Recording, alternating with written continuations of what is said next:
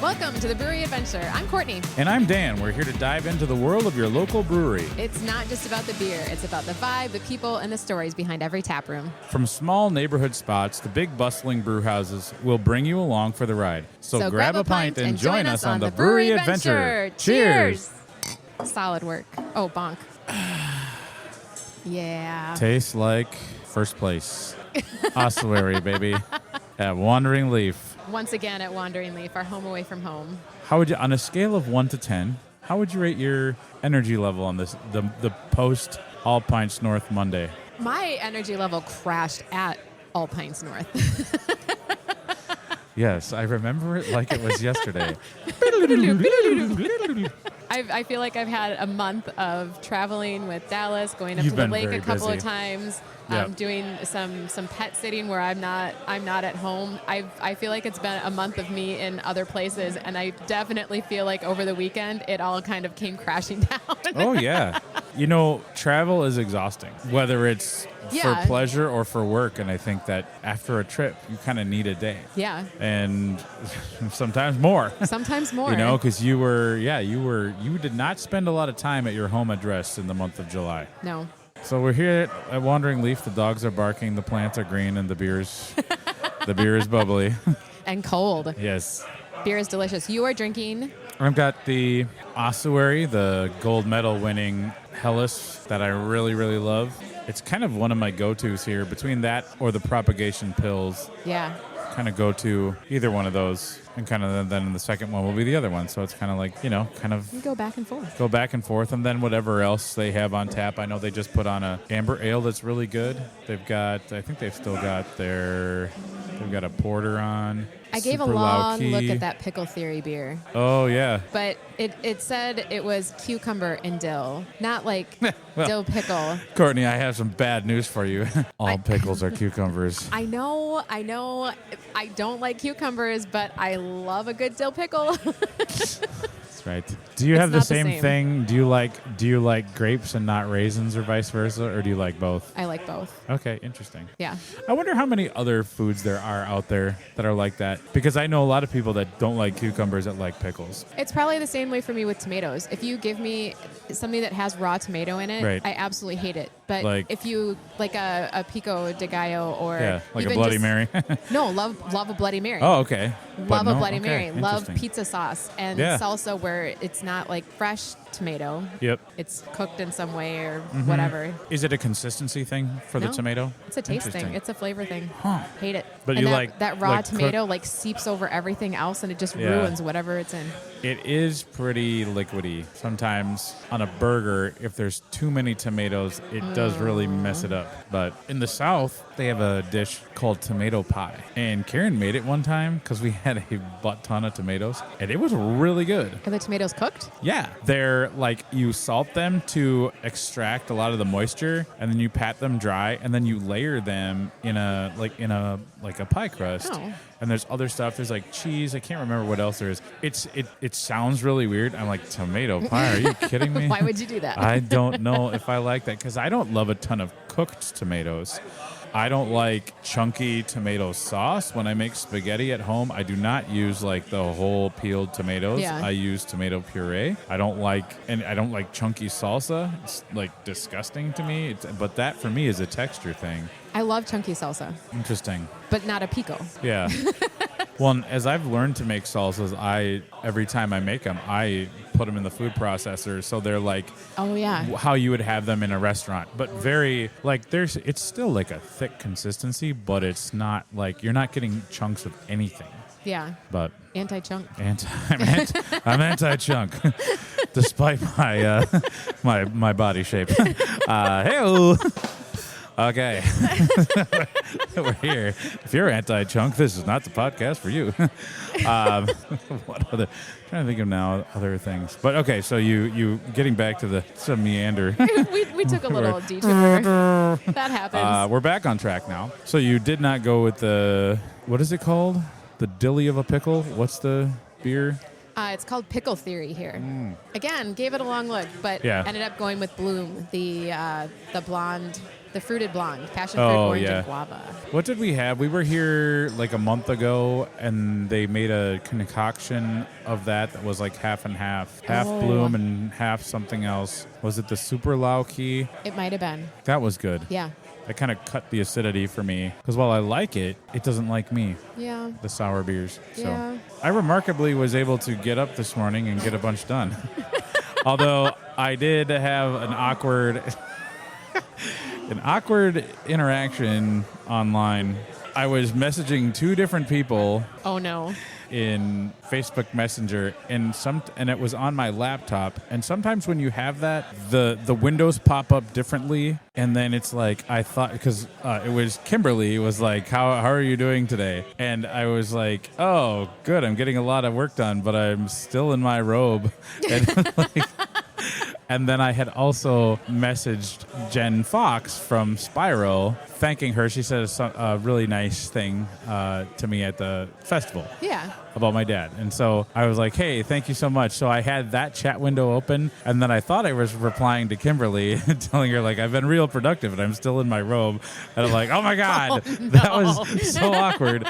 And I'm like, that was meant for somebody else because they asked me how my day was going. She's like, sounds like a great day. So no harm, no foul. I'm not going to get sued. But, yeah, so I put out my my favorite brewery list of 2025, which everybody's like, somebody was like, 2025? I'm like, well, yes, I always do it a year later. Yeah. In a perfect world, that beer list gets released in January or February. This is not a perfect world. This is not a perfect world. So surprise. It got released on August 3rd. But it's a nice guide. It's not a best of list. Yeah. I used to do a top 25, top 30. I don't do that anymore. It's my favorite list. Yeah. So there's quite a few breweries on there. So it's like, because as the breweries got more and more and the quality continued to rise, it was harder and harder to rank 30 breweries. And I just decided. Did you pick a number? Like, I'm going to do X number? Nope, I or broke you it just down did into the list as long as you categories. wanted? Places for a lager, places for an IPA, places that were a little bit of a drive, which is like less than an hour outside of the Twin Cities, more than a drive, like more than an hour, and then Twin Cities metro breweries like the 494, 694 loop. So there's a lot of good stuff up on there. Here's my struggle. Yeah. This happens all the time. It happened so many times this weekend. If somebody asks me, what's your favorite brewery to go to? What's the favorite beer you had at APN? I freeze. I panic. I don't know. How can I call anything my favorite? It might change from the next minute. I can't do it. And I think it's nice because when people ask me that, I'm like, I've got a whole article that fleshes it out. Go look. But you're able to actually call things a favorite. Well, right, yeah. Like Arbiter is a favorite. Town Hall is a favorite. Lupulin is a favorite. Urza Minor is a favorite. Modest is a favorite. You know, there's like, I can rattle off those breweries. Steel Toe. Like those are all the ones I would say. And there's more, obviously. I like, know, that's the problem. I spend a lot problem. of time here at Wandering Leaf. But like, if you want to objectively get into the nuts and bolts of it, you first have to have a criteria. And that's what I would do. And this was kind of like a cheat, because when I started doing these lists, I said it had to be a place that I've physically been to in the last year. Okay. Or had their beer frequently on tap. So if people were like, how come you haven't been to this brewery X in Bumblefuck, Minnesota? I'm like, well, I haven't gone there, so I can't really. And that kind of gets you off the hook. Sometimes people are like, hey, you should try this brewery. And they say the brewery that everybody trashes. Oh. Like, I'm like, oh, yeah, I'm not ever going to go there. Sorry. But, you know. No. It's a hard pass. Also, there's breweries like Back Channel where people are like, how the hell do you have a top brewery list and you don't have Back Channel on there? I'm like, well, I've never been there. It's far for me to go. Yeah. And so there's different things like that. Shells is on there, you know, because I have them a lot on tap. I've only actually been to Shells 2 times. So ever in your life? Yep. Or last year? Ever in my life. Damn. I know. But the point being that if you have a criteria, so it's like my criteria was I had to have been there or had their beer multiple times on tap. Okay. They had to be like, they can't be on any like Me Too list or like union busting list or anything like that, or that their owner is like a known racist. I don't talk of like, and it factored in beer quality, beer variety, and tap room experience. Okay. But a lot of people, if you put out a list, everybody's got opinions. And just some people, I'm like, well, this is just my experience. But a lot of people are like, well, you didn't have this on there. I'm like, did you read the descriptor? Obviously not. Can you read? What grade are you in? Why are your parents letting you be online so late at night? Like, I'd have all sorts of questions, and I'd be like, this is just my opinion. If you want to put out your list, go do it. Anybody can create a website. Is your list. Yeah. I'd be like, this guy doesn't know anything. Lists are very polarizing. There's somebody on the Minnesota craft beer Reddit page that's always doing like, what's your favorite this? What's your favorite that? And they don't give any criteria. And I'm just like, this is a stupid conversation to have. Because if you don't have criteria and you don't have a way to rate something, how are you possibly going to have a discussion about it? Yeah. And somebody might say, oh, I really like that brewery in that's my favorite brewery. Well, it's not good, and that is fact. Like, their beer is not good. Now, if you like that experience, the tap room is very cool. If you are into like that thing, but like I have been in there multiple times. I have had awful beer, and I've had pretty bad customer service. Ooh. So I don't ever, when somebody says, yeah, that's a good brewery, I always ask, what's good about it? What did you like about it? Tell me your experience. Because it's possible to go to a brewery and have two different experiences. There's so many variables. Oh, absolutely. But like, their beer is just flawed in a lot of ways. And that's that. There's a lot of people that think that. And that's okay, because they're still in business. So obviously they've got a following, and that's great. Am I going to go there and spend money? No, because I'd have to drive by 7 or 8 breweries that I really like to get there, and I'm not doing that. But if you want to see my favorite brewery list, go to onepintstand.com. And there it is. If I missed one, plop it in the comments. Tell me your favorite breweries, because I do like a good favorite brewery discussion. I don't think it's very worthwhile to do a best brewery. I think we know who the quality breweries are, and then after that, it's very subjective. It's, if you love, it'd be hard to pick just if you one. And like, I can't go anywhere. I wouldn't go anywhere that has like a ton of sours, because like I mentioned earlier, there aren't enough Tums in the world for me to enjoy a whole night of drinking sours. I like them, but they don't like me. So it's kind of just like the vibe. I'm not. I tend to avoid like the hip, cool places, because I'm 47 and a half years old, and I'm not hip and I'm not cool. So I want a laid-back experience. But like the Hayes Bros, who love to go to the trendy ones, like, that's cool. They can go there. I will oftentimes choose a more relaxed atmosphere. Yes. So everybody's different. Now, that doesn't mean that, like, some people go to Barrel Theory all the time. Barrel Theory's beers are outstanding. But there's something about sometimes the taproom vibe that I just don't find relaxing. So I still haven't been there. Yeah. Well, we should go sometime, because their beers are phenomenal. And they have the BCC collab Deep Pale Ale on there. So I haven't tried their version of it yet. So maybe we need to do that. So I mean, we were going to go there for Bree's film watch party thing. Yep. But then they didn't show it. They didn't do it. So I would have gone. Right. I had intentions of going. Yeah. But you pulled my event. Well. That's what happens. What are you going to do? Yeah. All right, back to APN. Back to APN. All Pints North. The wild weekend in Duluth. The wild weekend in Duluth. I'm not going to say it's the last time I'm ever going to go to Duluth, but it's the last time All Pints North is going to be there, which is kind of sad. It was... I carried that with me all weekend, and it bummed me out. Did you feel like, because I think some people had that knowledge in mind, and they were like, I'm going to make this the best All Pints ever. And they tried to, squeeze every bit of juice out of that orange. And then I think some people were like, oh, this is kind of a bummer. I was somewhere in between. I did, when I used to go up there, back in the early days, I've only missed 2 All Pints North. I missed the first one because I didn't know it was happening. Because apparently I had a slow internet connection back in the day. And then I missed one when I was in Louisville 3 years ago. I've been to all the others. And I was talking to somebody over the weekend about how each year just kind of has a different feel, or there's something that happens that kind of gives it a flavor. And it's easy for me to kind of categorize it in my own history. This last one had a different feel to it, and I tried to do some of the things that I hadn't done in a while. So when I went up there on Friday, I made a beeline for Castle Danger Brewery up in Two Harbors, and I had not been there for at least 4 or 5 years. Maybe 6 years. Maybe it was pre-COVID the last time I was there. But it's such a cool brewery. If you're listening and you've never been up there, I strongly encourage you to give it a try. They're turning 15 years old on August 15th. We'll talk a little bit more about that later. They're one of the, when you think about Minnesota craft beer tap room breweries, they're one of the older ones. That's 15 pretty years cool. is pretty good. Yeah, 15 years is nothing to poo-poo at. So got there. It has a very northern feel. Yeah. Like wood on the ceiling.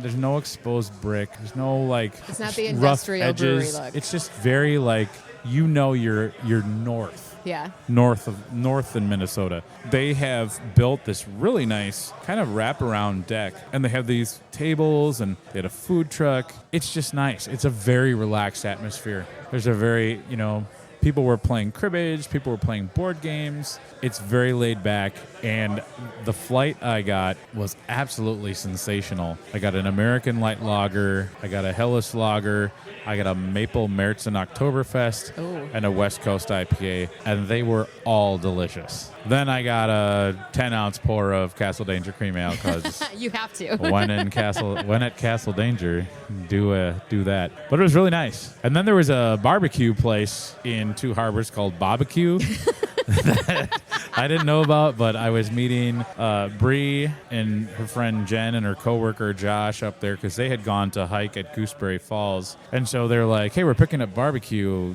Here's the link to the menu. Let us know if you want something. I saw burnt ends, and I was like, beep, beep, beep, beep, beep, beep, beep, meat sweats. So I'm like, yes, pick me up some burnt ends. Burnt ends are the delicious part of the meat that I love. And they were really tender, and they had a great barbecue sauce. It's very delicious. I had a jalapeno popper. Nice. Very yummy. So Bob's Barbecue. I don't even know what it's called. Bob up and down on the water.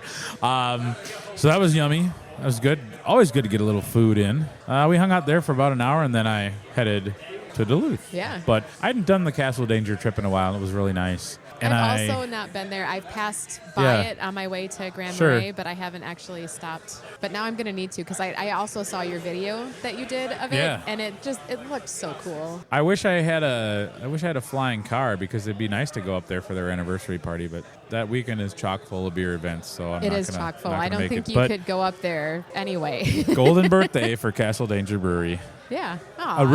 They've been a very consistent fixture, and I would say I'm guilty of kind of forgetting about them sometimes as being a quality place.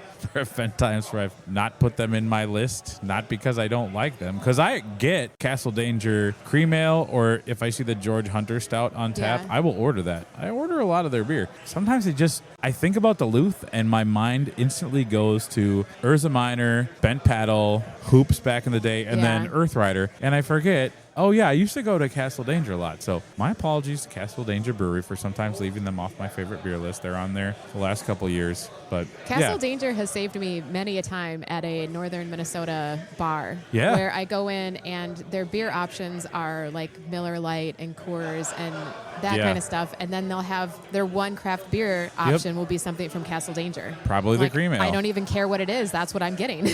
I have been told, and this was a couple years ago, so don't quote me on this, but Castle Danger Cream Ale can go to toe-to-toe with the macros as far as tap handles and tap lines in bars. I believe that. It does very well. I think it's like their thoroughbred bell cow beer that I think keeps the lights on. Yeah. Because they sell a lot of it. So. And again, I think it's the only one of the very few craft options at a lot of those northern Minnesota places, especially. Yep. Yeah. I mean, it's down. You can get it down here too. It's not exclusive to northern Minnesota, but. Yeah.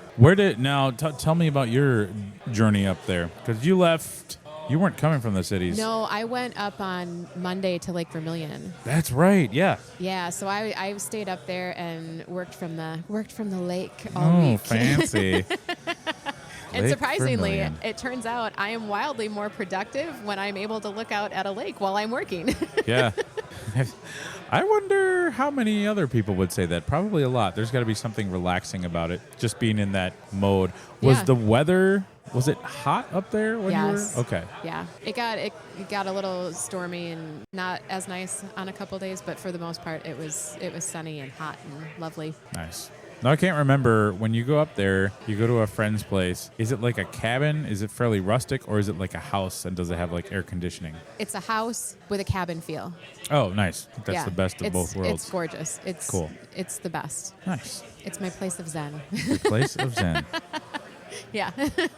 Excellent. And they're so kind and gracious to have me go up there with them. And this time I stayed for a couple of days without them, and it was just really super nice. That's awesome. So that was, what, a 2-hour drive from... Because what, is Lake Vermilion an actual city, or is it just a lake? It's a really large lake. Okay. What's the city? Like, what's... I think the closest city would be Tower. Okay. And Tower is like kind of on the way then to Ely. All right. But I think Ely's still a ways away. Sure. Yeah. So you went right to Duluth. You didn't do any. Okay. From where I was, it was the same time-wise. It was the same time to get to Duluth versus going to Castle Danger to meet you. So I just went to Duluth. That makes sense. Yeah. But it was kind of nice, like driving in from the north side of Duluth. It was it was a whole different geographical experience. Where it's like the drive up to Duluth is just kind of boring until you start to notice the topography change, and then you kind of get excited. And I love when you come over that little loop, and then you can see the harbor, and you can see it. That's a really cool feeling, and I'm gonna miss that. We're gonna do a different Duluth trip. We're gonna have a Duluth beercation, because there's just too many breweries to go to that are all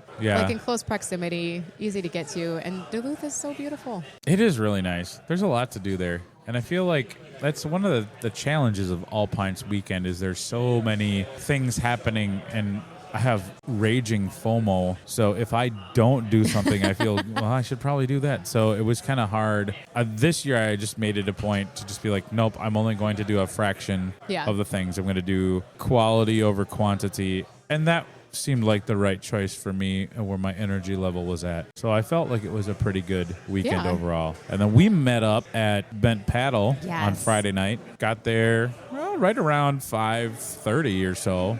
Instantly saw quite a few folks. They have a Minnesota Craft Brewers Guild meeting that night. Yeah. And so people kind of gathered there, and I saw a lot of people headed off to the Bent Paddle, or not the Bent Paddle, the Urza Minor production facility to have their meeting. And then we chatted. We met up with Bree and Jen and Josh, hung out on the patio. A lot of kids there. There were, it was like, an uncomfortable too amount many of kids too many there. rugrats running around, which that's fine. It wasn't on the amorphic level of insanity, but a lot of kids. They're pretty well behaved. Nobody was trying to express the glands of a random dog. No. Remember we saw that at Amorphic. What a time to be alive. Yeah. But yeah, good beers. I think I had a Venture Pils, and then I had a 14-degree Amber Ale. Not technically Amber Ale. It's more of an ESB, but ESBs don't sell. So. But those are two really good beers. Didn't you have a sour? I had a sip of something that you drank. I had the Gandering Goose Goes. Did Gandering I say it right? Goose Goes. The G cubed, as they say. Yeah, but if you ask me now what the flavor profiles were, I don't remember. Oh, okay.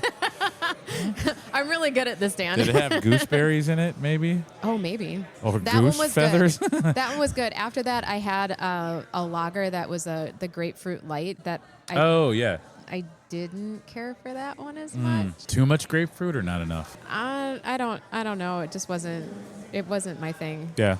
I think the first one I really super enjoyed, and it had a lot of bold flavor in it. Yeah. I thought there was a little bit of a dearth of malty options. Obviously, they had the black, the cold press black. They have so many to pick from there. It's so hard. And the amber was the only other real dark beer. Yeah.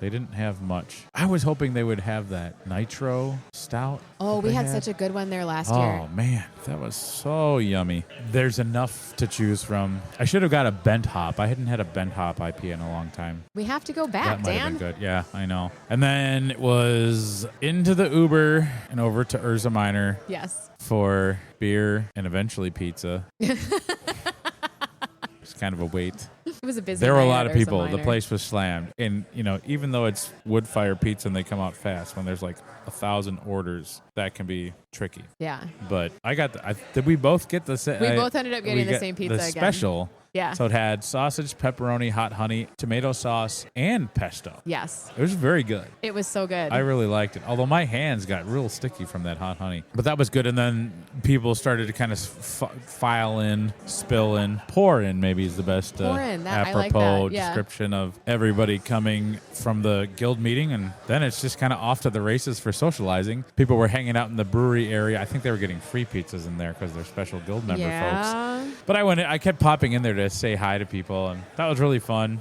I did have a really, really super good beer at Urza Minor. What did you have? It was the Baby Agates. It was a lactose sour with cherry, boysenberry, and vanilla, and it was on nitro. Oh, yeah. Oh, that's right.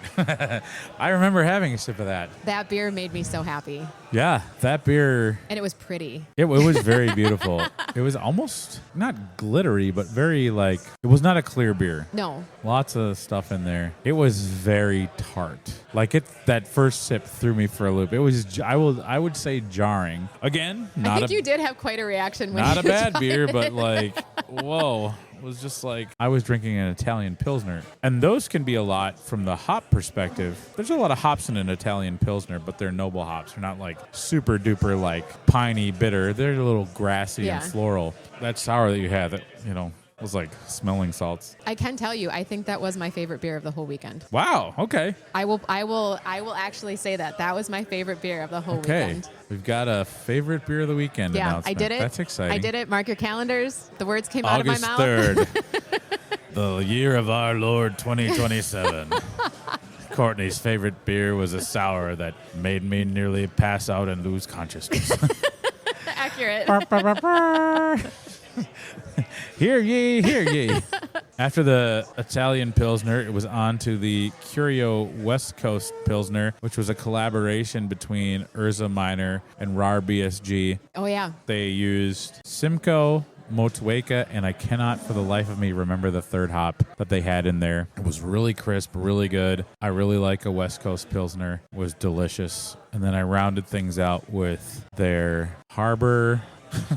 You were Harbor, doing so good, Dan. Not Harbor Freight, Harbor something or other. It was a Kolsch. I want everybody to know that I'm having to refer to notes and to my Untapped to recall this beer situation. You're over here just oh yeah, I drank this, and then I drank that, and these were all the things in this. I think it was just called Harbor Kolsch. My brain does not We're getting operate closer. that way. Oh, it's just called Harbor Kolsch. Yeah, Urza Minor so Harbor close. Kolsch. That was really tasty. I love a Kolsch. And then with the pizza and everything, a lot of socializing, a lot of really nice interactions. Yeah. It was, every time I go there, I get not berated.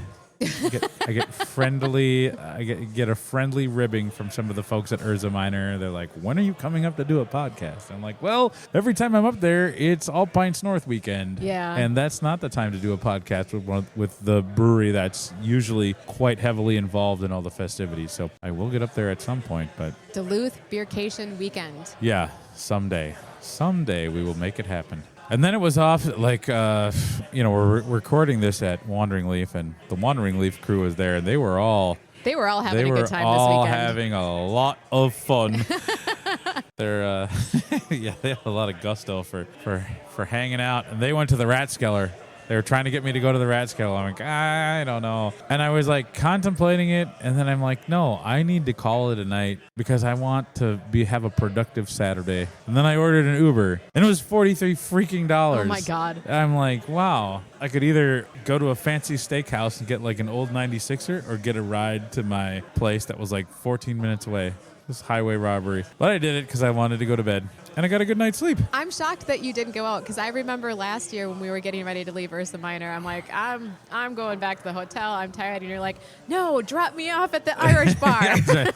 Well, and then, so Matt went to the Ratskeller with his crew. And then Bree and Jen were they went someplace else. They're like, if you want to come here. You had options, Dan, and you passed them all up. But that was what I was saying. It's kind of my battery has been draining real fast this summer. So I was like, nope, I'll just go home and get a good night's sleep. And I was staying up with a friend, former coworker, and she has just this really nice house up.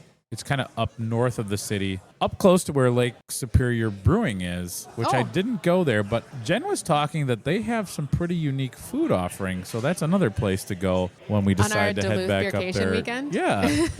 And so went there. Then I got up, leisurely Saturday, went to Uncle Louie's, which is...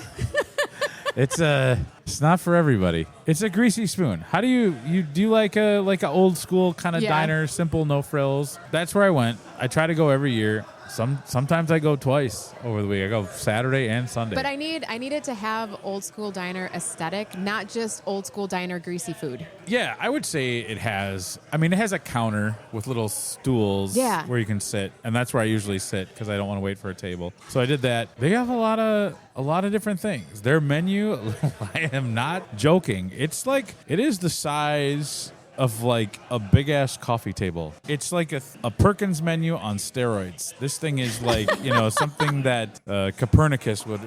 Not Copernicus. Who's the explorer? Not Galileo. Magellan, yeah. Something Magellan would whip out of a thing and roll out on a table, and it'd be all, their menu is extensive, but my go-tos are usually, I love a good ham and cheese omelet. And so I got ham and cheese omelet with hash browns with a pancake. You can either get breakfast potatoes or hash browns, and then you can get toast, a muffin, or pancake. Their pancakes are the size of a city bus steering wheel, and I love them. They're so fluffy and good.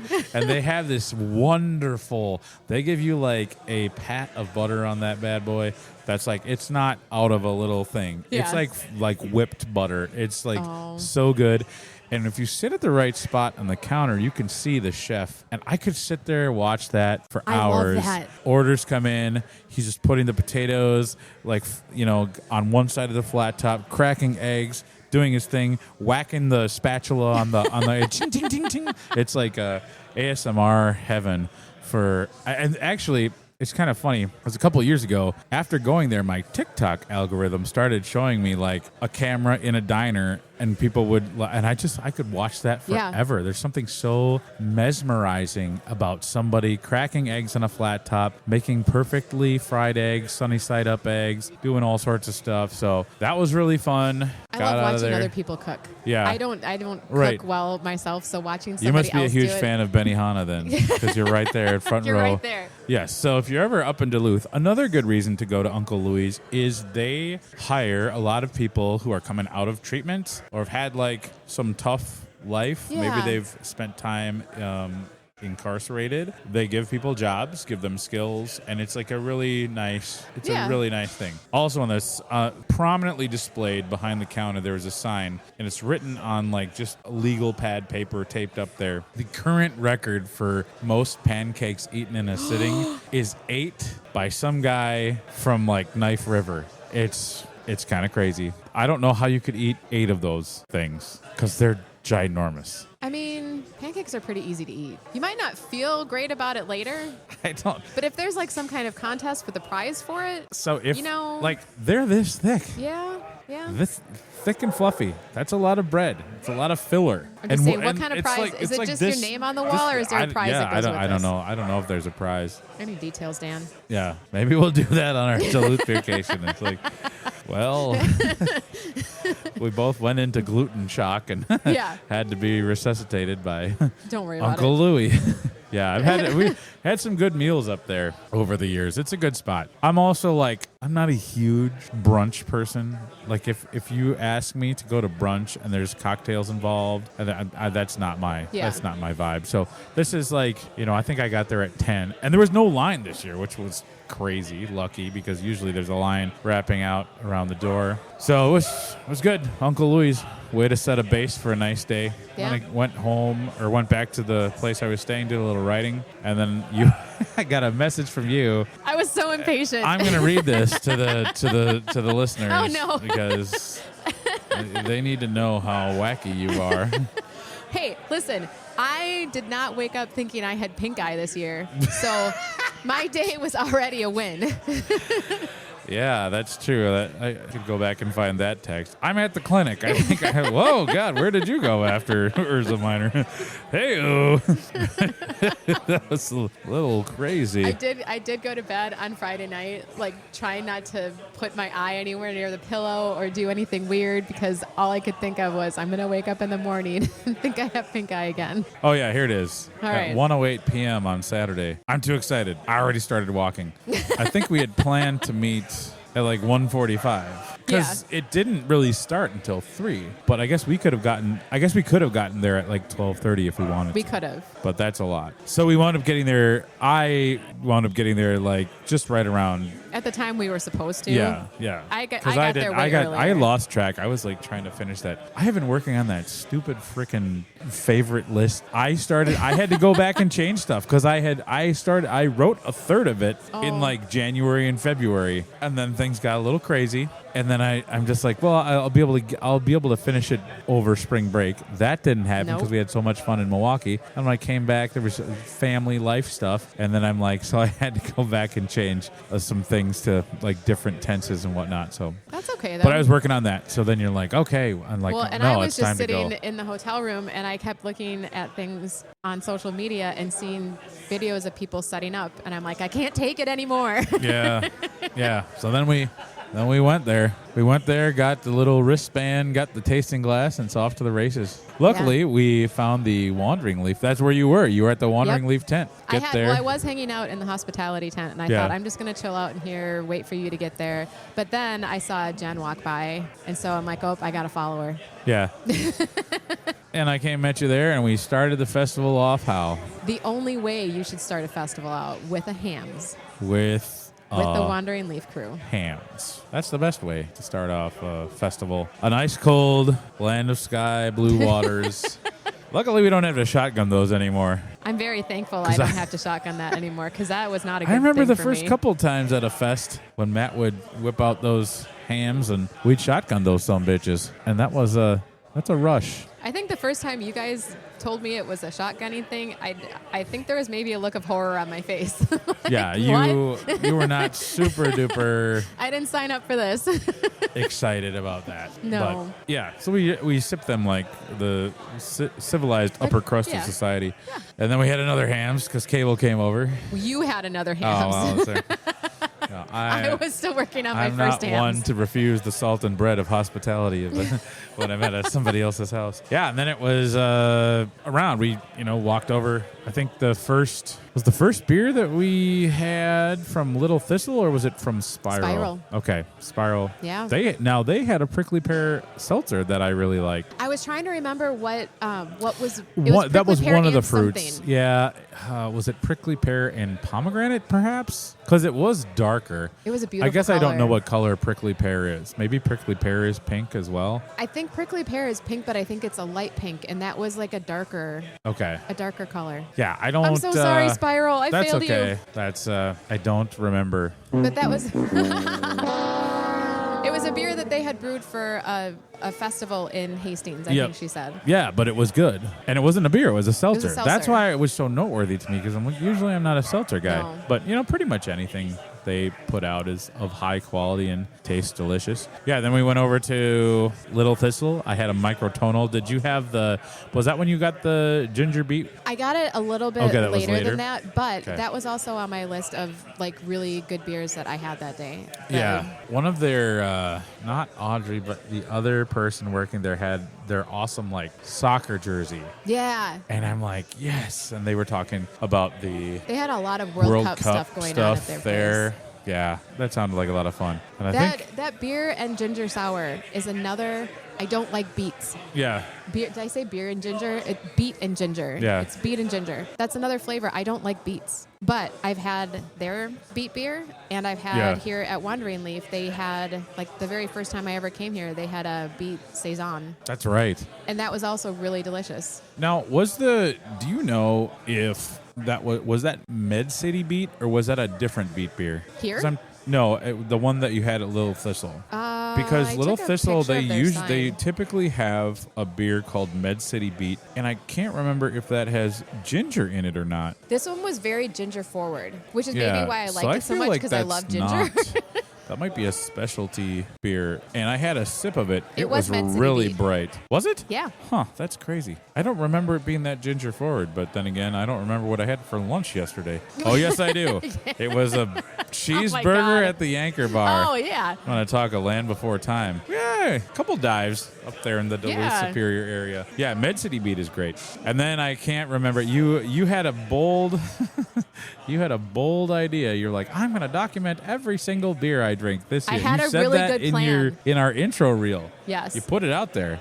As the kids say, you tried to manifest it. It didn't go well. And then, the training wheels came off. We just started having too much fun and too much socialization. That's the problem. I don't think All Pints North is the festival to try to document everything you drink, because then you're going to miss out on too much fun. Well, and this time, like in the past, I've taken pictures of whatever I drank, but I don't know what beer it was. So this time I have a bunch of pictures of the signage outside each tent of what beers that they had, thinking I'll remember when I see it which one of those beers I picked from that place. So now I have a bunch of beer signs and no beer pictures. Wah, wah. I'm just a failure in a different way. Well, no, it's fine. Oh, we went to Toppling Goliath after the Little Thistle. We did Toppling Goliath, and then we ran into Bree and Jen, and then I think we went over to Jack Pine. Yeah. Because I know Bree also likes pickle beers. I had a weird one at Toppling Goliath. Did you get the Turmoil one? No, Oh no, Bree, I think she got the Turmoil one, because I got the Oktoberfest. Did you get the apple pie fandango thing? It was the caramel apple fandango. Yeah, you're like, do you want to try this? I'm like, no, I do not. Thank you. It was another fruited sour, because that was the theme of the day. upper crust. I drink hams.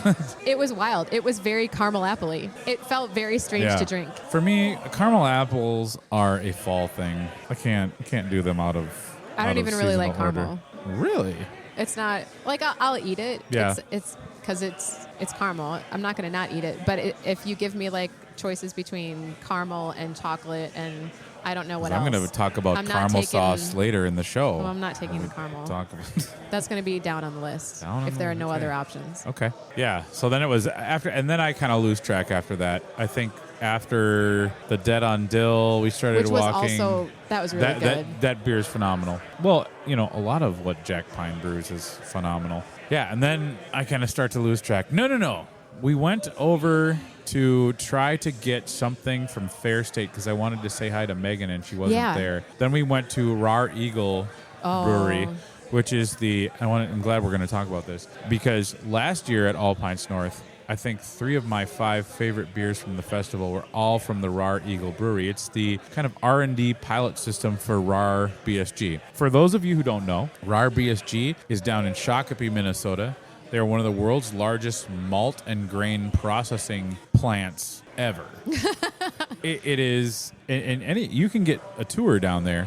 I did a behind-the-scenes tour a couple of years ago, and it was fantastic. Just the size and scope and how much automation there is. They have these, if you look out here at the tap room and you imagine a big tank just basically on the other side of this table that goes to that wall, down to the bar, down to the doors, that is all full. I don't know how deep it is, but it is full of grain, and it looks like that's where it's all like, I don't know what they do to it, but it's like, when you get grain like magic. Fancy mashed potatoes? Yeah. That's what it looked like. You can go in the kilning room, which is like a sauna, except that's where they're like baking the grain, and it smells like bagels. And you're only in there for like 20 seconds because then you feel yourself starting to sweat profusely. It's really interesting. And then you get out of that whole thing and you realize, holy crap, this is one of 7 of these buildings. My God. Millions of tons of grain. Where in Shakopee is this? It's just down the road from like the downtown. Oh. So it's really cool. And then they have like their brewery and you can get little things, little different beers. Some of their beers are like unmarked because they're like secret or experimental ones. Yeah. They also have root beer, which is really good. I do love a good root beer. I grabbed a root beer. Where did I grab a root beer? At some point this weekend, I had a root beer. You did. It was a Liftbridge root beer. Yeah. Where the hell was that? I don't know. Well, not important. But the Rar Eagle Brewery had a Hefeweizen, they had a Mexican lager, they had an American lager, and I believe they had a hoppy beer of some kind. They were all good. It was a Canadian-Mexican Yes, lager. That's right, because they used something, or some kind of why is it Canadian? Yeah. And maybe I don't know why. But they were all good. Those were delicious beers. I was surprised you ever left their tent. Yeah. I didn't want to get forced to leave like last year. Security is not gentle at that event. But yeah, that was a good one. Some of the other noteworthy beers for me were the Pacific Pith from Lupulin West Coast Pale Ale, and they had one of their many variants of Barrel God. This one was a Barrel God in a rye Buffalo Trace barrel. So that was really yummy. Didn't have the blissful orgasm from Lupulin. I had a sip of yours. And it was funny. Right after, I needed a cigarette and a nap. Yeah, that was. They've had some interesting beer names over the years. They were making people order it. Yeah. Can I have a blissful orgasm? They were making them phrase it properly. That's kind of funny. Yeah. You got to keep yourself entertained all day. Yeah, it's like a fruited version of Hui, right? And it's just really bright and. It was a hazy double IPA infused with mango, coconut, and vanilla. Oh, yeah. Blissful. Yeah, duh. Blissful ignorance. Okay. It was delicious. Yeah. And everybody else was like, I'll have what he's having. Sir, are you okay? You look like you're overheating. Ice water. I need that. Just throw me in the lake. Throw me in the lake. Yeah. So many good beers. The band was really good. They always have good music at that thing. Sometimes, you go to a brewery or a festival and the music sucks. No, they were great. But they were really good. People were into it. And unfortunately, I didn't get the name of the band. Did you get the name of the band? No. Let me tell you, they were awesome. Yeah, they were really good. I'm sorry we don't know your name. Yeah, they've had some good ones over the years. A couple of years they had Viva Knievel, which is a really good cover band. Yeah. They're really awesome. I know for their autumn brew review, they get such talents as Grunge Unplugged. Well, yeah, here's hoping. That's right. They were there last year. They didn't play, though. Yes, they did. They did? I saw Willard there. I didn't know they played. Oh, that is... Shut up. They did not. They did. Oh, my God. This last year when I was there? Yes. That's funny. That's hilarious. Dan, what the hell was I doing? Well, I don't know. I remember none of that. I remember seeing Willard walking around and taking weird pictures over your shoulder of him. Like, oh, hey, there he is. I don't remember them playing. They were playing. Are you sure? I'm almost 100% positive. If it wasn't last year, it was the year before. But I swear to God, it was last year. I wasn't there 2 years ago, but I was there last year. We'll have to double check. I don't remember that part of my day. And then maybe we can get the definition of cojones. Because I'm not going to let it go. Nobody seems to know. Somebody knows something. Google knows. I'm going to follow the money. This is going to be like all the president's men. the Watergate situation.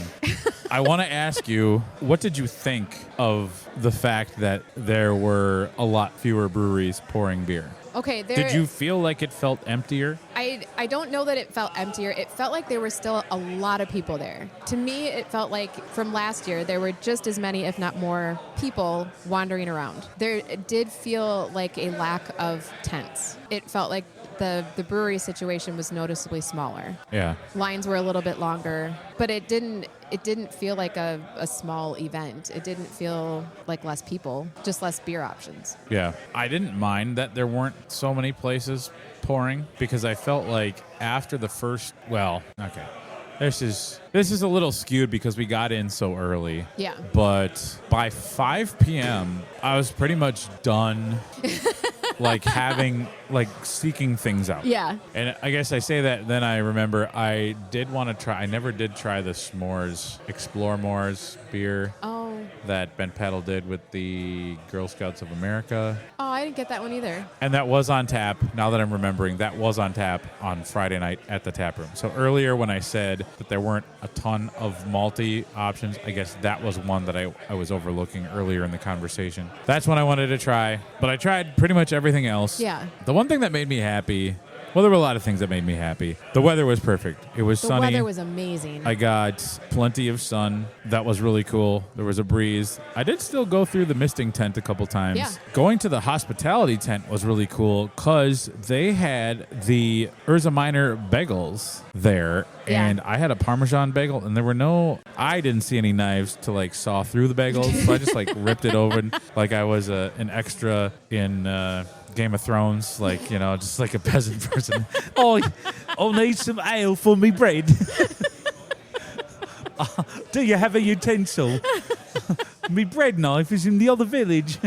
So I just it's like Robert Baratheon that baby, and then I spread cream cheese on it. The cream cheese was in a bed of ice, so it was still good. I was scared of the cream cheese, so I just skipped delicious. What were we talking about right before that? the number of breweries and people at APN. Okay. And we'll by like 5 o'clock, you were kind of done. Yeah, by 5 o'clock I was done. There were a couple things that made me happy about it. One of which was to see a big, huge line at Dangerous Man. Yes. Like that line stretched. That was like, you got a nice video of it. Yeah. And I was trying to count. There were over 100 people in that line. It was a ridiculous line. Yeah. I mean, not like they absolutely should have been in that line though. Yeah. Because it was Dangerous Man and it was very exciting. So that was cool. I guess my point was that I didn't feel the pressure to go around and try everything. Yeah. I felt like with that number of people. Oh, no, I know what it was. We were talking about the cream cheese that I didn't get sick from because it was perfectly cooled.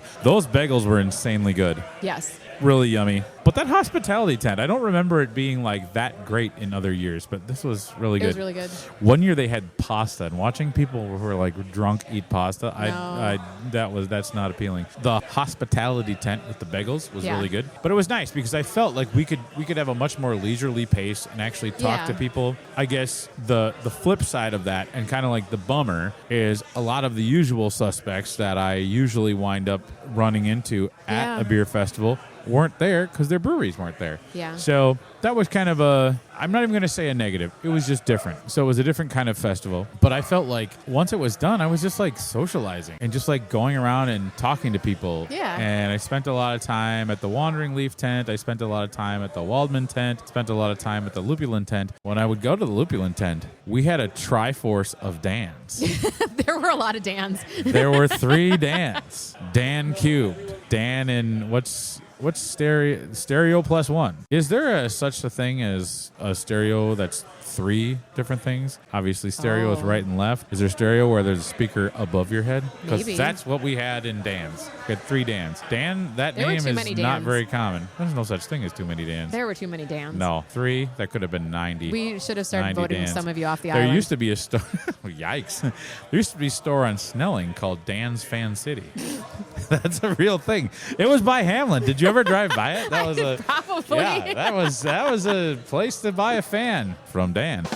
That was good. So it was nice. The social dynamic was nice, and then I was trying to get this grassroots after party thing happening because I don't think you were working really hard, Dan. There was, and I talked to Nate Schneider, the president of the board of the Minnesota Craft Brewers Guild, and I'm like, "What's the after party?" He's like, "I don't know. Some people are saying Ben Paddle, some people are saying Ratskeller." I'm like, "Ratskeller, let's do the Ratskeller." So we started getting that, and then when I was talking to Jeff Ziert at Lupulin, he's like, "So you're organizing the after party?" I said, "I'm not organizing it. I'm trying to get this like grassroots movement for Ratskeller because I think it's a really cool place to drink." Word spread fast. Yeah, word spread fast, and a lot of people seemed like that was a good idea. And every time I heard you guys say the name, I thought you were saying Rat Cellar. The Rat Cellar. So I was thinking like a basement infested with rats. I mean, it very well might have been infested with rats. Who knows? But it was too dark to see. Well, but then the fest wound down, and I had some sadness during the day. Yeah. There was some definite sadness. Specifically, what was tugging at your heartstrings? Oh gosh, that sounded so heavy. It was just arms of the angel. Oh my God. Sorry. Easy now. It was only my second APN, so I don't have a history with it like you do. But it was kind of sad all day long looking around at how scenic and beautiful that park is, with all the beer tents up, all the people walking around, the lake is right there, that big bridge is out in the background. It's just this gorgeous area to have a beer festival, and it won't be there. Yeah, as far as a venue, I don't think it gets better than it doesn't get Park. better than that. So that's sad. Even, Autumn Brewery View here on Boom Island in Minneapolis, also very scenic. Yep. But not as scenic as that park in Duluth. No. Well, Lake Superior is just beautiful. Yeah. And so when you're right next to Lake Superior, you don't get the same vibe from the Mississippi River. No, not quite. Yeah. When I saw Bob driving around on the golf cart, giving people like the 6 minutes till like last call, I was like, oh, this is it. That's kind of a bummer. And yeah, there's just going to be there's going to be some changes with the Minnesota Craft Brewers Guild. Jess Talley is moving on from her role as kind of like the director, and it's going to be different. I know that there's quite a few board seats that are going to be up for re-election, so not all of the folks who are on the board currently are going to be running again. So there's going to be some changes. There's a lot of change in the craft beer industry. Yeah. But, the one constant with the beer festival is like it doesn't matter where you put it, it's the people. It's the people that make it. It's the people that make it. So there's still, like, no matter where they go, obviously it's going to be in Bemidji next year. We're going to talk about that. If Bemidji is a one and done thing and they go somewhere else, it'll go somewhere else. Who knows? As long as the people show up and have a good time, I think it will continue to be a fun thing to look forward to in the summer. But, the after party was a good time. We kind of hitched our wagon to the star of Mitch and Dan. Dan went to UMD. He's a big hockey guy. Yeah. He and Mitch go way back. Mitch works at Summit Brewing, and I love hanging out with Mitch. Mitch he's a great talker. Yeah. He's got great stories. He's a good storyteller. And those two chaps are headed to Milwaukee next weekend. Yes. I was giving them some pointers. They're very excited. I think they're going to go see the Twins play because the Twins are playing in Milwaukee next weekend. So. I want to compare Milwaukee beer stories with them when they get back. Yeah, that would be fun. But it's just Mitch he's very into Scotch. So I think the first Scotch he got was like a liquid charcoal briquette, and I was like, oh God. And I got a pour of single barrel 1792. That was real nice. Are we talking about what I ordered? Oh God, yeah. Well, okay. Here's the problem. Okay, you got a liquid abomination of diacetyl. On the menu, it was supposed to be an apricot wheat from Fitger's. Right. And they said, which is a very good beer. The apricot's out. It's a pineapple wheat. Do you want that? And I said, sure, fine, whatever. I like pineapple. I don't know what happened to that beer. Something traumatized that beer at some point, and it was bad. It was what a lot of people call a butter bomb. It had tons of diacetyl, which diacetyl is an off flavor that forms in beer, and it tastes and smells. It tastes buttery, and it smells like butterscotch or movie theater butter popcorn topping. If you're thinking to yourself, hey, I like butterscotch, that's not so bad. No. Or hey, I like movie theater butter popcorn, it's not so bad. No. It's horrible. It was terrible. And it's so interesting because I don't know why they were serving that beer. Well, so the beer got passed around the table with people and if you smelling passed that it and taking beer, a sip. I mean, Bree was there, Mitch was there, Elle was there. They all know flavors. Yes. Yeah. And so like their palates are laser focused. They've worked in the industry a long time. Elle really wanted to say something to the server, and I was like, I'm not going to worry about it. This is my sign that I shouldn't be drinking anymore tonight. I'm fine with what's happening. And after she left, we did end up saying something to the server. Yeah. And he really blew it off. No, that server was kind of a moron. He's like, you know what? I don't really like Fitger's beers anyway, so it's fine. Which, okay. No. Don't cover up your stupid with more stupid by saying you don't like Fitger's. Fitger's is iconic. Just own up to the fact that you probably don't clean your beer lines very often. Yeah. And like there's that beer should not have been poured. And you should not continue pouring it for other people because it's terrible. Right. Yeah. And yes, the beer was flawed, but like, I don't know, like that should not, there are so many things that should have prevented that beer from even being out in the world. He did not leave the table with any kind of action plan for finding out if there's actually something wrong with the beer. That was He's really going to keep stupid. serving it. I don't know. Like, so I should have known because when I talked to Matt I asked him, how was the rat skelly? He's like, service was so slow and so like not poor, but he's like, we just got one drink because it was taking forever. And I get it. Maybe they were a little short that weekend, but do something. Yeah. Like you shouldn't have to wait. When somebody says this beer is flawed that you poured me, it's gross. There's an off flavor. There's an obvious off flavor. The place should be like, oh, do you want something else? Let me take that off your bill. Like you should not have paid for that. I don't even care if they'd taken it off my bill, but it's like the he was not principle worried of the about thing. it. Yeah. No, he didn't give a shit. To just walk away and chalk it up and be like, well, I don't like their beer anyway. Yeah, it was kind of interesting when I ordered. So this is kind of the reason I ordered bourbon, because I'm like, I doubt there's much happening here with the beer. So I ordered bourbon. You can't really fuck that up. Had that, and then I had a Negroni after that. And that was delightful. Their cocktails looked really good. Their cocktails were yummy. I just didn't want to do beer and then go to cocktails, because I know like I'm not going to feel good later. Yeah, liquor before beer, you're in the clear. Beer before liquor, never been sicker. It's fact. That's a good. And I feel like at that point I was just kind of full from beer. Yeah. So I just wanted something a little bit lighter, not so heavy. And then you were fading. I was fading fast. People were talking fast to me, and I was trying to keep my eyes open, and I'm like, I'm just going to curl up and sleep in this chair. Yeah. It's going to be that's my night. Yeah. So you headed back to the hotel. Yep. And then when after you left, people started showing up.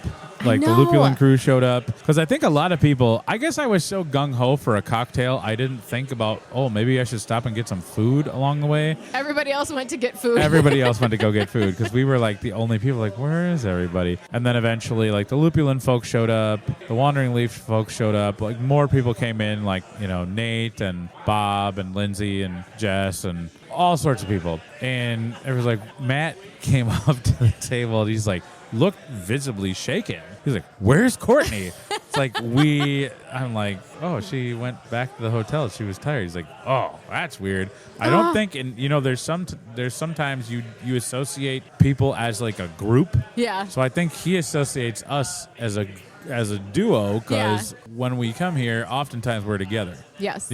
So that was kind of funny. And then Jeff from Lupulin is like, where's Courtney? And I'm like, oh, she went back. He's like, yeah, she was tired. I could tell she was tired. Just old. Well, we're the same age, and I was still. I was. Are you saying I felt like I was on borrowed time because I beat the diarrhea lettuce in Cleveland. So everything else I do this summer is going to be just like icing on the cake. Bonus. So hung out, eventually the Dangerous Man crew came and started talking with them, and that was really fun. And then I was like, yep, I'm tired, because I was talking with Sanoon. And at the festival, Sanoon and she's like, let's talk sandwiches. Let's play this game. What's your so she would do this sandwich association. Oh my God. So she'd say, this or this. What do you like better? And eventually, she's like, banh mi. I'm like, yes, banh mi. So she's like, what do you like better, banh mi or a croque monsieur? I'm like, well, I've never had a croque monsieur, but banh mi. She's like, banh mi or ham and Swiss? Banh mi. Banh mi or Reuben? I'm like, that's a toss-up, but I still got to go banh mi. And then we like separated at the festival, and then I'm at the Ratskeller sipping on my Negroni, very hungry. She's like,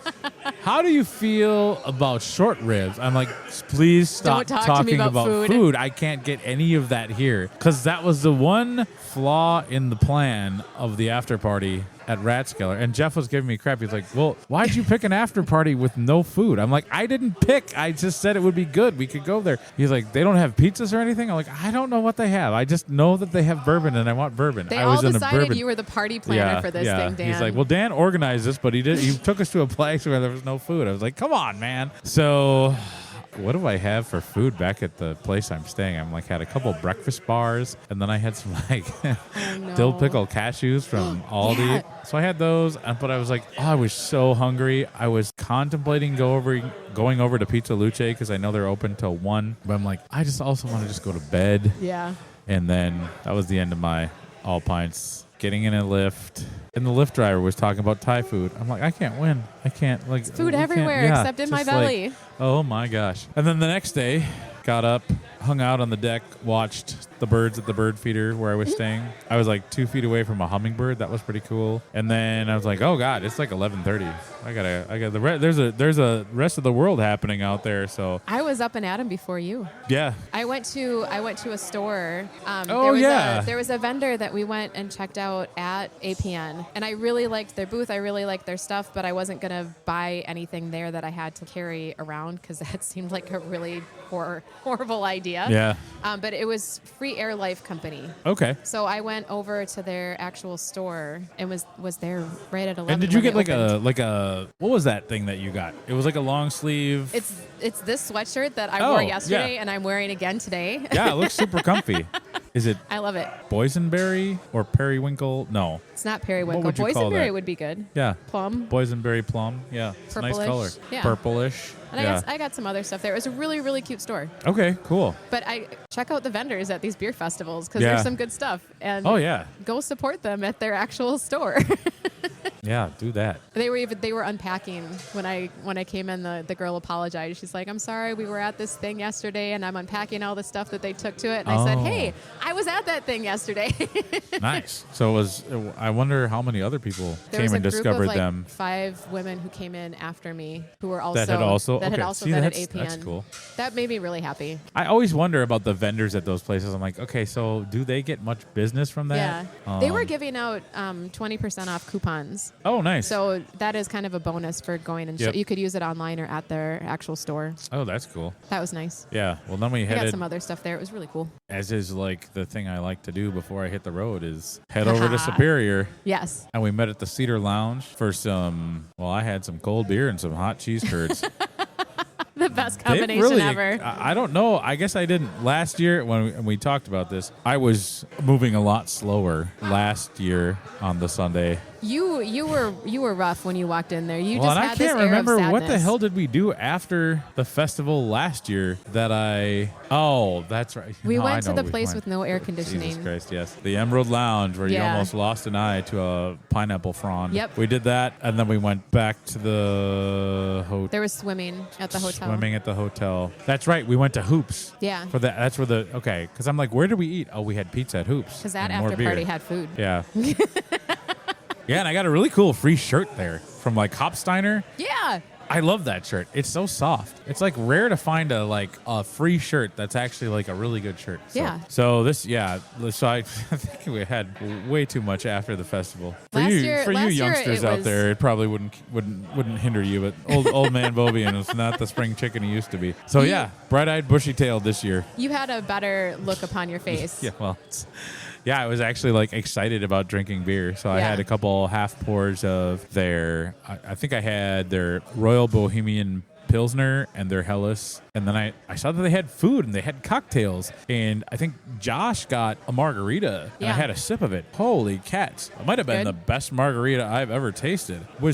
I believe that was like fresh squeezed juice in Oh, there. yeah. It was very bright, very yummy. Okay, how good are these cheese curds going to be? But they were delicious. They were like really good. And they had cocktails. They had Bloody Marys. I saw an old fashioned on there. I saw that they had Black Frost wheated bourbon. Oh. The distillery from New Ulm where I went last summer. So I'm like, oh, wow, this is really good. But I was like, okay, got a 2-hour drive ahead of me. Got to stop at a Yeah, couple you half can't. pours.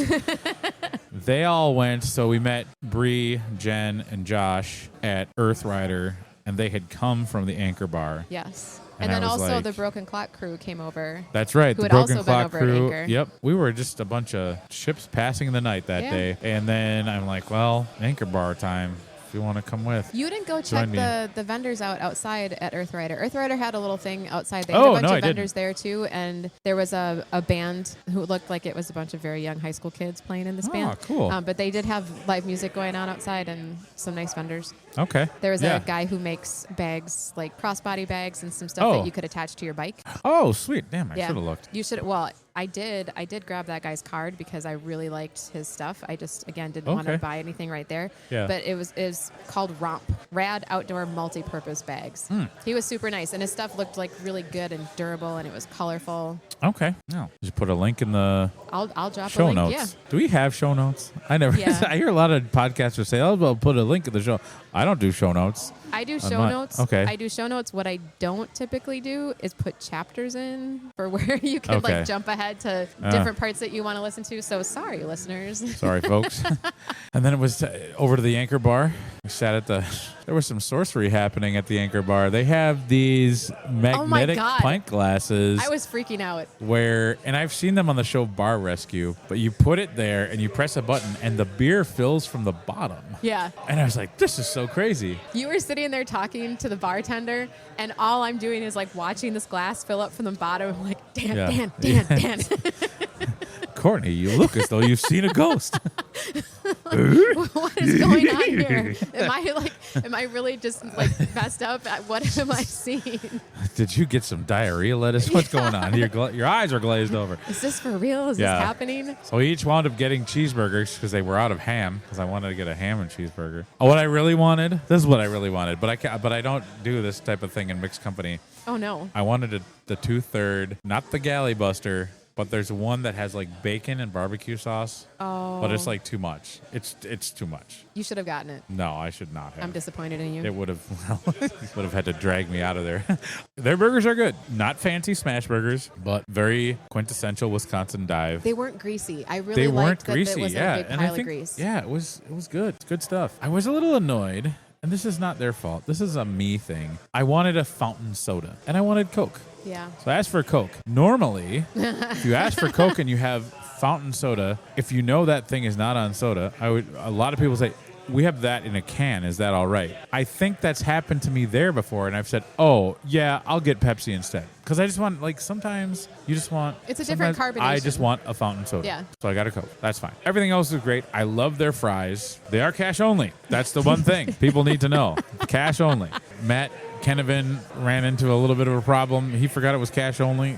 I think that happens a lot. That's happened to me before. Luckily, I had cash, so we were all good. I did not have cash. I never have cash. And I just had plenty of cash just in case, because I know like sometimes people don't know going in. You gotta have a backup plan. Thanks for my lunch at Anchor Bar, Dan. No problemo. Yeah, and I love all the kitschy stuff. It almost feels like you're in the hull of a boat. It does. When you're sitting at the bar. That was really cool. Surly bartenders. The one guy did not want to make conversation. The lady was nice. Yeah. I'm like, how are you doing that? She's like, with my mind. I'm like, I knew you were a Jedi. And it was the best answer. Chuckled at that. But that was good. Perfect base. Didn't overdo it by getting two 1/3 patties on my burger. So then the drive home was fairly uneventful. And then All Pints North is over.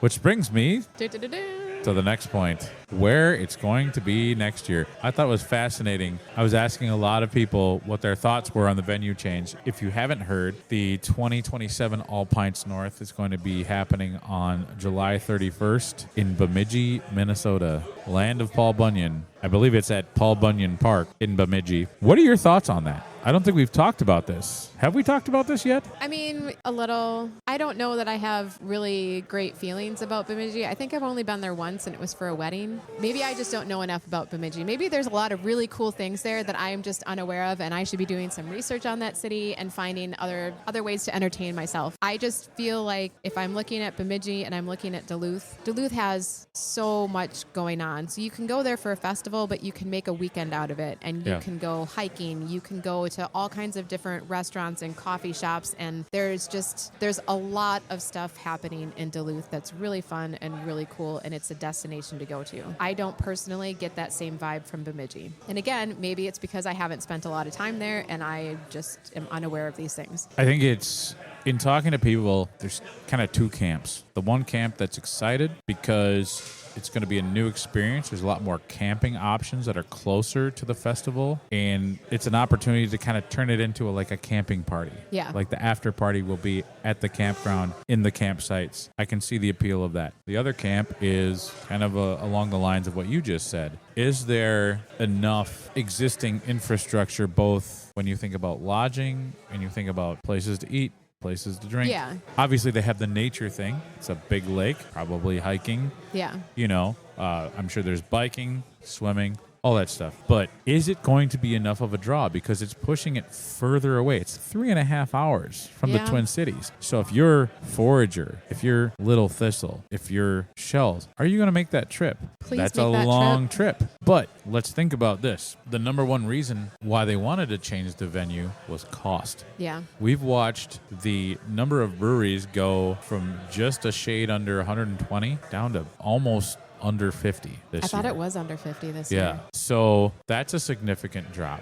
people are already feeling the financial pinch because lodging in Duluth is insane. I've been looking at Airbnbs and hotels. Hotels definitely cheaper. Yeah. Not as many Airbnb options because I think if people are going up there to get an Airbnb, they're staying for like a whole week. So it's more of like it's not a 1 or 2 night thing. There's not a ton of hotels. There's more than I thought there were going to be. Yeah, somebody said there's only 2 hotels, and I'm like, okay, there's more than 2. Yeah. But I know one of the ones we were looking at was like more of a boutique hotel, and it only had like a handful of rooms. Yeah. So it's going to be interesting to see about that. I think the further distance, I don't know if that's enough of a draw to get those breweries who have stopped going to Duluth because it's expensive and maybe they don't distribute up there. Yeah. Is that enough of a draw to go even further, knowing that how many people are going to make the trek? Now, I've also heard that, back when All Pints started, it wasn't this big, huge thing. It took some years to build. Yeah. I mean, they did it for 14 years. So I think that's the folks who are optimistic think that we can build this. We can turn this into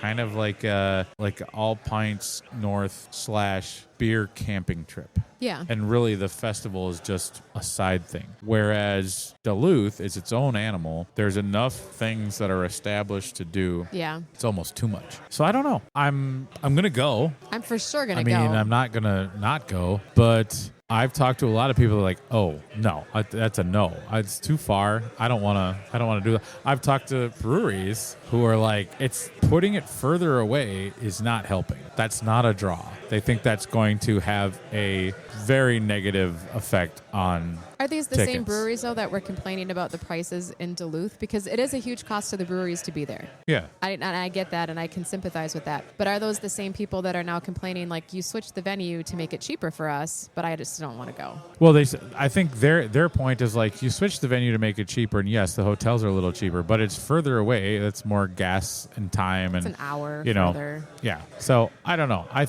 I hope that when I was on the phone with one hotel today, when I asked them, because I wasn't able to book a room yet because they don't have them open. And I'm like, when you open them up, are they going to be the same price that it's listed? Because are they going to hear like, oh, in Duluth, they just jack up the price and make it, like what's eventually I think it's going to get more expensive just because when a place knows that people are coming. Now, I did not know that Bayfront takes a pretty significant cut of every ticket sold. Ooh. So I think that from the guild standpoint, even if they don't get a ton of tickets, I think the cost of the venue is going to be cheaper, and there must be some type of situation with the tickets that they get to keep more. Where they get to keep more. Because these are, at the end of the day, fundraisers for the guild. Yeah. So, I don't know. We'll see. I'm hopeful that it'll be cool. I'm trying to be hopeful. I'm still going to go. It's still going to be a good time. Yeah. And like even Matt here at Wandering Leaf, I feel like he's pretty excited about it. He's pretty stoked about it, and he wants to put together, the pre-party and an after-party, and he wants this to be a big deal. So I think also hope he goes for one of those board positions. I hope so for too. the guild, because I think he's got a lot of good ideas. But I think with people like Matt being excited about it and wanting those things to happen, they will happen, and it's gonna be what people make it. Yeah. I just want to have if anybody out there has a lot of information about Bemidji, I want places to go that are fun to eat, that are like Bemidji specific. I know it's a college town, so they've got to have some cool bars. Yeah, I want to hear about your cool bars and your cool coffee shops and good places to go and hike and other things to do in that area that would be fun for the weekend. I need to know the Bemidji equivalent of Uncle Louie's. Where can I go to get pancakes the size of Nebraska? Yeah. That's what I need. These are all important questions. So, yeah. Maybe I need to do some Bemidji research. Yeah. That'll get me excited about it. But I felt we gave Duluth proper send-off. Yes. It could not have been for 14 years. More beautiful weekend. It was really nice. Just that day. That's what everybody kept saying. This is great because it's been the most recent years have been pretty hot, and I've been up there when it's rained. It's been overcast. I'm like, this was probably as good of a weather as you could hope for. So that's the very Minnesotan thing. We have to talk about the weather. Maybe Bemidji won't jack up their hotel rates because I feel like in Duluth they can charge whatever they want because it doesn't matter if that festival is happening. Right. Other people are going to take those rooms. And I think that's Duluth. why hotels are like, no, we're not going to give you a rate. Yeah. we're going to be full regardless. So let's just all cross our fingers that Bemidji needs us there more than Duluth does. Yeah. And I want to make sure that we thank the Minnesota Craft Brewers Guild for giving us press passes. Oh my and gosh. letting us get in early. Yes. Because that's always a really nice thing to be able to do, to go talk to people and kind of like try things in before the hordes of people show up. And their pretzel necklaces. Did you get any pretzel necklace pictures this time? No, I was scouting them out. I didn't and see that many. Oh, there were plenty. Okay. And there were some good outfits happening. Yeah, I saw one big gaggle of people that had like jerseys. Yeah. Like greenish jerseys. They were all something. dancing together at one point. Oh yeah, that was pretty fun. I got some video of that. Yeah. Yeah. Well, another bookending the 14 years, putting a nice little bow on the Duluth chapter of All Pints. Yeah. Bemidji next year. Anything could happen. Anything could happen. A moose could emerge from Lake Bemidji. We could ride it off into the sunset. Maybe I'm going to go to Bemidji and fall in love with that city and be like, this is the best place ever. I'm living here now. I don't know about that. let's not go too far, Hold Dan. on. Let's not put the cart before the proverbial horse. So, Dan, there's other fun things coming up. there are a lot of it happening on August 15th. Yeah, that's going to be a rough day. Yeah. Well, I mean, there's only, and it's also kind of stuff spread out throughout the state. So I already mentioned that Castle Danger Brewery is having their 15th anniversary party that weekend on the 15th. Steel Toe in Also St. Louis 15. Park is also turning 15. They're if you want quality beer, go to Steel Toe. Yeah. That's simple as that.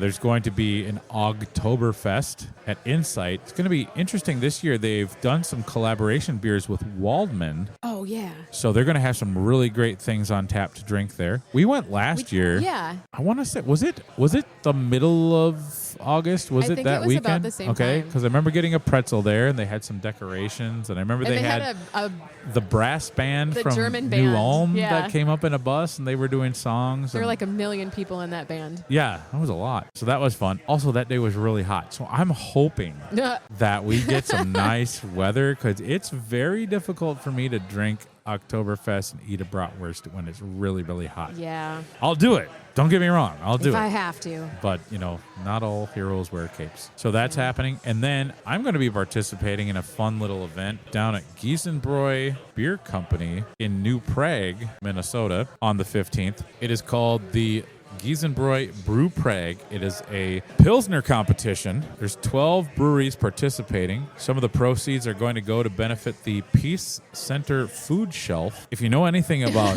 Giesenbräu, you know that they brew really good beer. And when they get some of their friends together, like Boathouse Brothers Brewing, Shakopee Brew Hall, Mana Brewing, Trove Brewing, Lakeville Brewing, who else is going to be there? You had a whole I list rattled of off the people. list before. Yeah. Brew d'Etat, Ineffable, and a few. I know I'm missing one or two. It's a lot. Oh, Montgomery Brewing. Yeah. So we're talking some heavy hitters, breweries that know how to brew a Pilsner. They asked me if I'd be willing to judge the competition. I don't know what that entails, but I do know my way around a Pilsner, so that should be pretty fun. Do you have an appropriate beer judging costume? I'm going to dress as one of those British people with the wigs. Nice. Are you going to have a and the robe. monocle? You need a monocle. I mean, I'll try to do that. I'll probably just wear regular clothes because it's probably going to be hotter than balls. You can't. No. Maybe I'll dress as Judge Wapner. You could try Or that. maybe it'll be a real stretch. I don't know. What are some other famous judges? Judge Dredd? Judge Dredd. Yeah. I could do Yeah, that. yeah. Oh, did you watch the show Benson growing up with Robert Guillaume?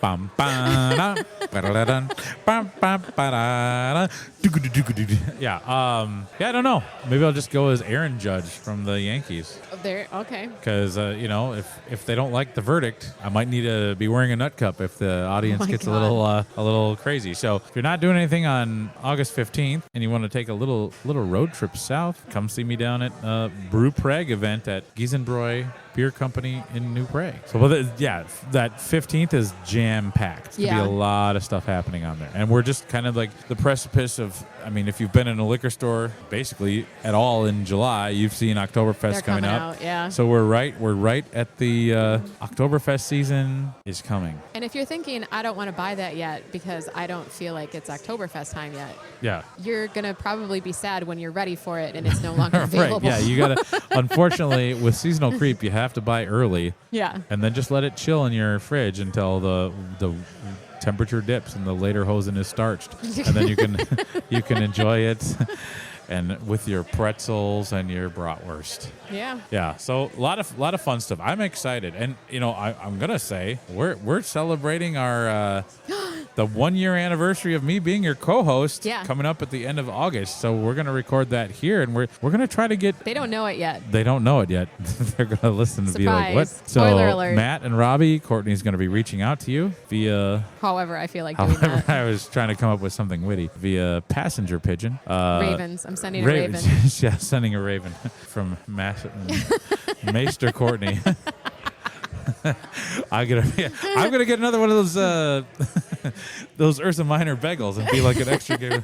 Master Raven has come from the north. I believe this cream cheese has gone bad. Yeah. Or it's the diarrhea that is. Either way, it's coming from my the west. watch has ended.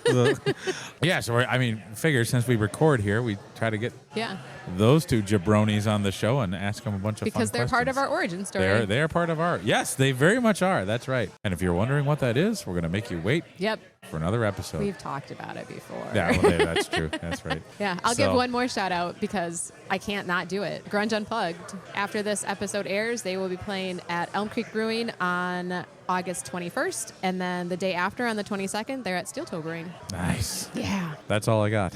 I think that's all we have. It was sad to say goodbye to APN in Duluth. It's going to be sad to say goodbye to this episode. Yes, but it'll be nice to get another beer. Yeah, you've been without a beer for a while. We got to go take care of that. Running on, running dry.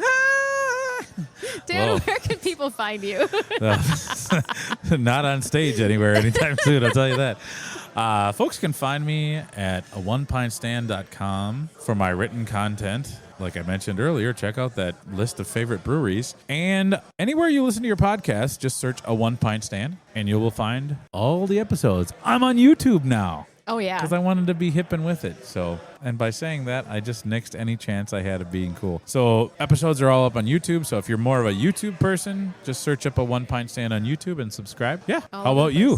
Where can people find you? You can find The Brewery Adventure on Instagram at The Brewery Adventure, or thebreweryadventure.com is our website with links to podcast episodes, previous episodes, all that good stuff. Links to A One Pint Stand even. It's all there. Crazy. Crazy.